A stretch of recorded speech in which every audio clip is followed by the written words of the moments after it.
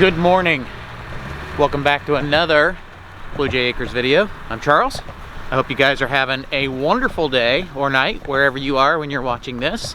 So this morning I'm going to open this up and get some chores done. It's actually pushing about 8:30 right now, and I should have already had some animals out. But one of the things when we did a YouTube channel we decided we were going to do is be very real in the content that we put out there. And unfortunately, again, we are dealing with some sickness around the house. So Luke is kind of moving from whatever stomach indigestion he had into a full-blown cold. So he wound up waking up at about 3 o'clock this morning. So it has been kind of a rough morning this morning because Noelle has been up since 3 o'clock. Because once he's up like that, she cannot go back to bed. So you have me opening the video today, and she has some plans for what we're gonna do on our pantry challenge for some food that we're gonna make. I think that it contains ribs. That would be really cool. But you're gonna get a real day. So I'm looking out here and I can see cows with just kind of chilling out around their feeder. So I need to go get them food. I gotta get the pigs fed. I gotta get the chickens moved, and yeah, there's a lot of just morning chores because, let's be real, animals don't care if you're, sick or not. They want fed, they want watered, and as long as they have those two, they're fine. And when it comes to the cows, I have found that if the cows want for anything, or think they want for anything, even though they've got it, they will get out of that electric fence. So that's why I do a 3-strand, keep it hot, but still, they're gonna do what they want to do. So I got to make sure they at least know they've got something out there for them. So hay and water it is for them. That's a lot to get done this morning, and then I'll jump back in and try to get cleaned up for the day and get on to some chores. I have no idea what I'm going to actually get accomplished today because there is just so much to do. So morning chores it is, and we'll circle back with you guys once those morning chores are done, and it should prove to be an interesting day today. All right, we're gonna get a load out to the cows first. Here it is. They're the hungriest, I'm sure. Pigs are making more noise, but the cows are gonna be the hungriest.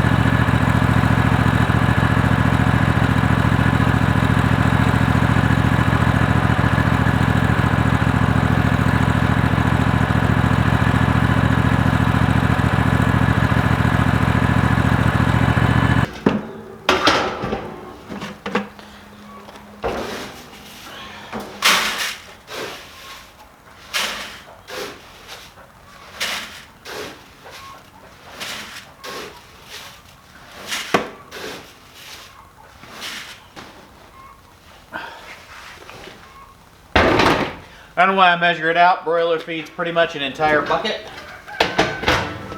Although I have an injured broiler we've got in a dog kennel to keep it safe.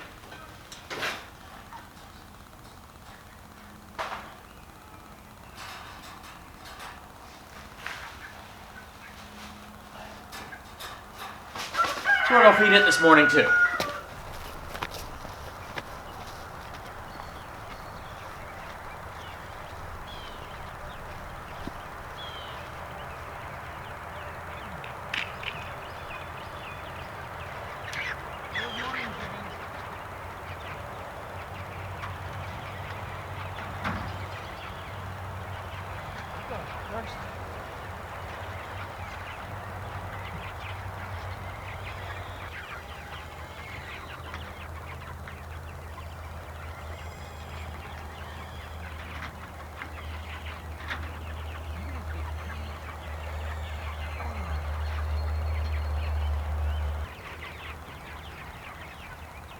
Go for a ride. Come on.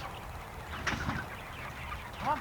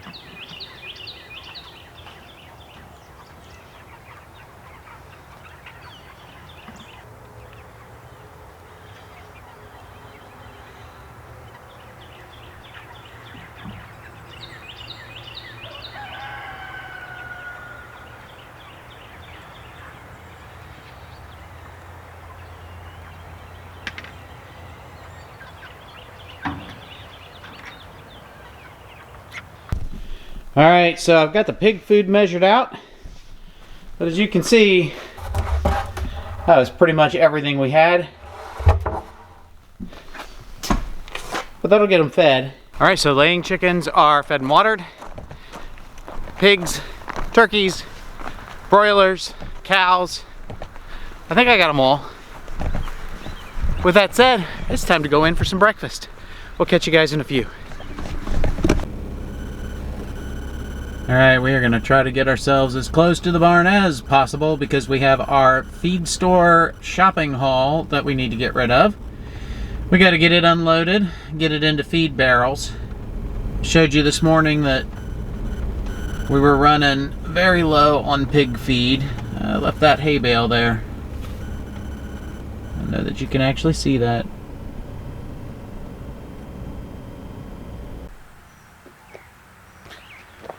All right, this is what a shopping haul looks like when I go shopping for food. Of course, in fairness, the people I shop for aren't people.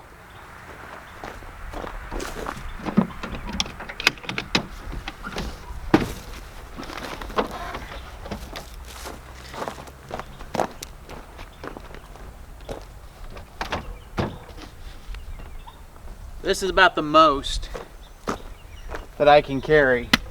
It's about 900 pounds of feed.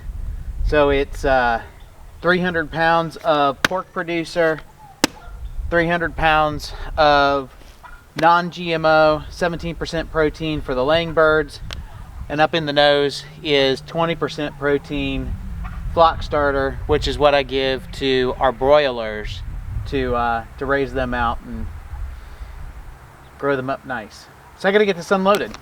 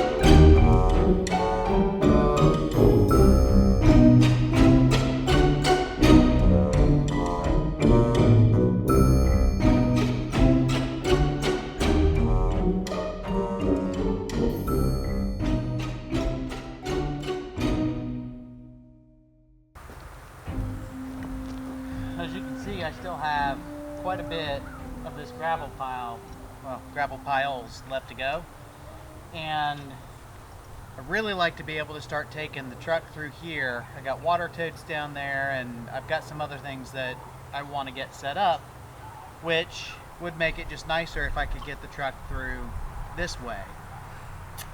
Even the mower, just it's narrow, so I kind of want to work on trimming this back. I have a little over an hour, give or take, before I've got to stop and take Ronnie to work. So where I really need to be working on mulch, it would just be, or wood chips anyway, it would just be much easier for me to do that in the pickup truck than it would be in the mower cart. So I'm just going to go with the project at this point that fits more about what I've got available to do time-wise. And it's all got to get done. So this is just going to get spread kind of out toward the middle to build this back up where it is settled.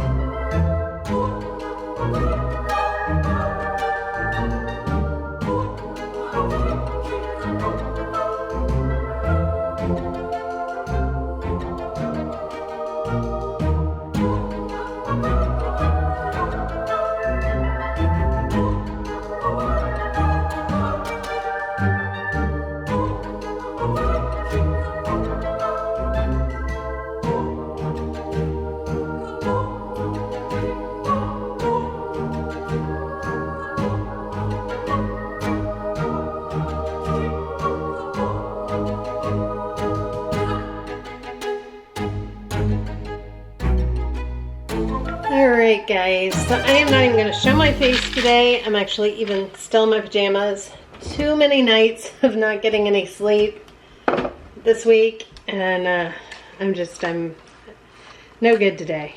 But I luckily had on the menu a very easy dinner.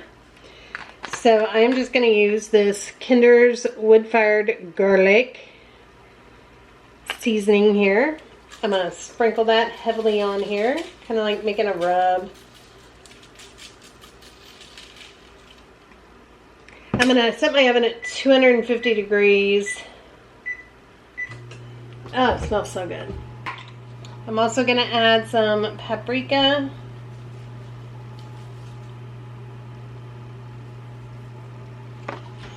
And I'm going to add some salt.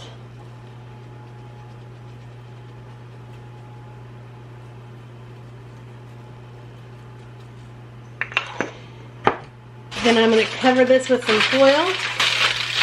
And I'm going to let this just bake.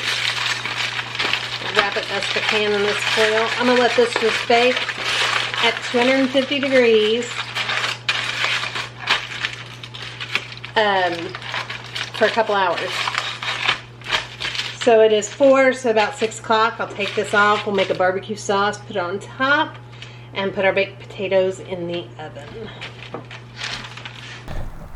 All right, well, it is about 6 o'clock, and I have made a dent. I have a lot more to go, but I am happy with what I've gotten done so far. But being as it's 6 o'clock, that means I've only got about an hour, maybe an hour and a half if I push it, of daylight left. So I got to get started on the animals. One thing I found with the broiler chickens is when you move the cages that they're in, they're mobile tractors. One thing I found with the broiler chickens is that when you move their mobile tractors while it's still plenty daylight, they like to gravitate toward the front. But toward the darker time, when 7 o'clock, 7:15, they start to gravitate toward the back of that box, and the mobile coop makes it a little more difficult to move because you gotta bump them to get them to come forward, and it's an ordeal. Funny, but an ordeal. So I'm gonna go ahead and get them moved now. I watered the cows earlier, and I'm going to give them more hay because I only brought them enough this morning to get them through today. I still had about half a feeder, but they'll go through quite a bit at night. So I got to get that done. I've got turkeys like squawking all kinds of crazy behind me because I know they want more feed. Yeah, so there's a lot of night chores that need to get done. So I'm going to show you real quick what I've gotten done. It's a little hard to see because, well, the sun's behind the trees, but I'll give it my best shot. All along the front side where the door slides open and part of the entrance over in here, I actually have all that gravelled out. So it needs to get packed down before I can have any kind of other gravel put on top, but I don't think that looks bad. A little more dirt in this mix than what I had hoped for, but a good rain will wash that out, kind of settle it to the bottom, and I think that'll be fine. You can see a little bit of tracks where I've driven over top of it with the mower to start packing it down, which is, going to help quite a bit. But it's all done in through here. Not that you can tell where I'm at. Let's back up back here. There we go. There we go. So it's done all the way back to here, so that's probably a good 15-20 feet away from the barn. And like I said, it doesn't look like it over in here because I got the dirt in it, but it is. And then it kind of loops around and eventually back to where there's just a lot of grass and stuff in it. So as far as my opening goes, because that is what I set out as a goal today when I got started, was to open this entrance, and I'm actually comfortable. I could get the truck through here now. You can see I've taken, for all that gravel, I've really only taken about, I'd say 4 feet off the edge of that pile, but of course it was a tall pile. So yeah, you can still see the top of it right here. So I'll continue to work to take that down and get rid of that whole pile. What I'm getting into though is a bit of a gravel mix. So in here, this is all where the really good base rock is at, the larger base rock. And so that really needs to belong out there on the other side of the mower where I'm putting it down on grass and not in the middle of the driveway. Because it got all mixed together when it was scooped up and removed, previous video I explained I got this off of a construction road that was a temporary road that was put in, and just like an access drive, and so they pulled it all out. And of course when they do that, they just go in, you know, front to back and scrape it all out, so all your larger rock and smaller rock gets mixed together. You know, and for my case, that's fine. It doesn't matter. Not for what I'm doing here. If this was my full driveway, might make a difference, but I think going out here just as a turnaround and a place for me to get like the tractor, mower, cars, maybe even a trailer to take a cow in and out, or pigs. I don't know, we'll just see how much of this gravel, how far it will go. I've got a feeling it's gonna go pretty far. So that's gonna do it, I think, for this tonight. I'm gonna go ahead and do the animals. I know Noelle is making dinner in there, and I am really looking forward to eating that. I didn't say earlier when I broke for lunch, but I have to tell you, if you have not tried that cranberry chicken, she made chicken thighs a couple of days ago, some sort of cranberry recipe. I have to tell you, I had that for lunch today, and it was incredible. Just, it's a really savory flavor, and those cranberries actually came out tasting almost as if they were cherries rather than cranberries. Just super, super delicious. So if you haven't tried it yet, might be something to put on the radar to make this week. Really good. And with that, I'm gonna put the camera down, and we'll catch you hopefully for a taste test for dinner. All right, so it has been 2 hours. We have a bunch of these small potatoes from our garden. So I want to go on and just cut them up a little bit, cut any bad spots. Let's see, that one's got some bad spots. These are the first to go bad. So instead of doing a bunch of baked potatoes, I'd rather just cook these up. So I have one of these go bad, I told you guys the other day.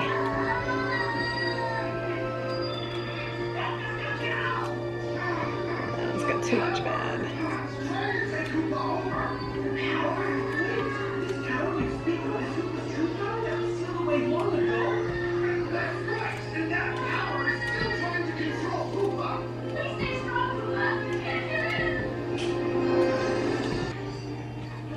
Okay, I'm just gonna toss these with a little bit of olive oil.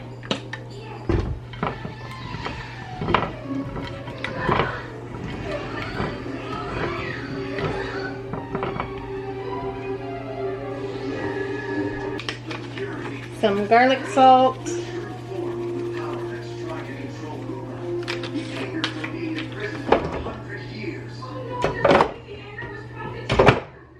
And that's it. I'm gonna pop this in the oven. I'm gonna bump our temperature up to 350.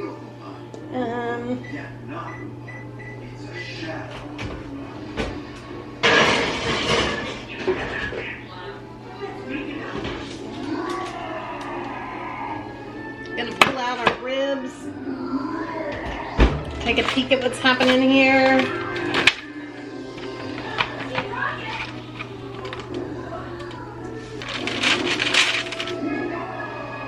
Right, now we're gonna mix together a real quick barbecue sauce. Just gonna kind of throw it together.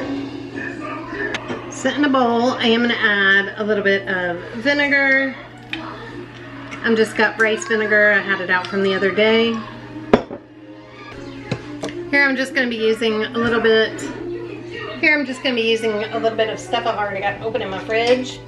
So I'm going to start with tomato jam. Y'all are probably surprised at that, right? I'm going to see how that works as a good barbecue sauce.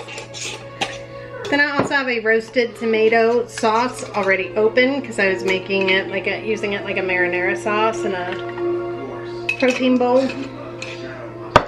I'm gonna add a little bit of liquid smoke. I'm gonna stir this up.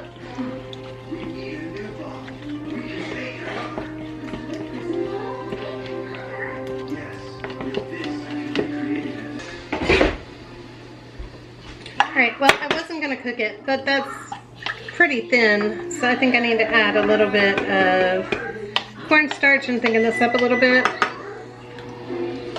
I'm also going to add just a drop of soy sauce to this.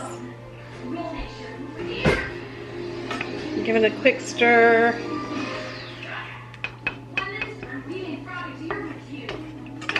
I'll put this back here. I'm going to add just a little bit of cornstarch. I actually ended up using tapioca starch and just made a little slurry. You guys can probably hear Luke coughing. He's so sick. I hate it when he gets sick because he doesn't really understand it very well. Alright, I'm going to let this just cook up for a minute and get thickened up.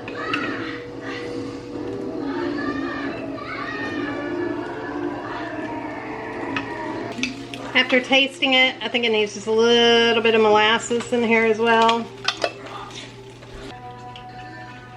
I'm just kind of adding things. No recipe followed here. Just tasting and deciding what it needs. Alright, I think that'll be good. Alright, and just like that, it's plenty thick enough. Pull the ribs back over. I'm going to just kind of pour this over top of the ribs. Get this back in the oven.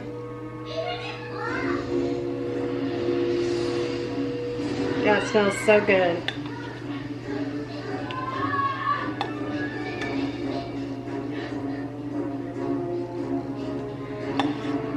I'll leave this tiny bit left. It's just kind of drizzle on the top.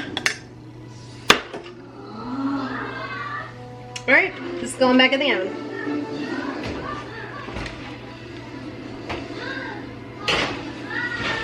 Alright, so then here are these ribs. Let them cool while the potatoes finish, and then I'll have Charles taste them for you. Alright, so here is Charles' plate. This is mine. And he's going to be your taste tester. Alright, Charles is going to do your taste test. I was telling them a little bit ago I was going to wrap up and hopefully they would see me for a taste test.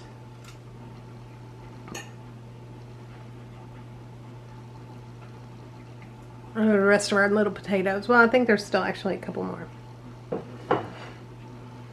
We just gotta make sure we save some ribs for Ash. Don't you dare. You're saving some for the children. I'm just saying. You're just gonna pick it up and take a bite. If they are as good as they look. Oh. Nope.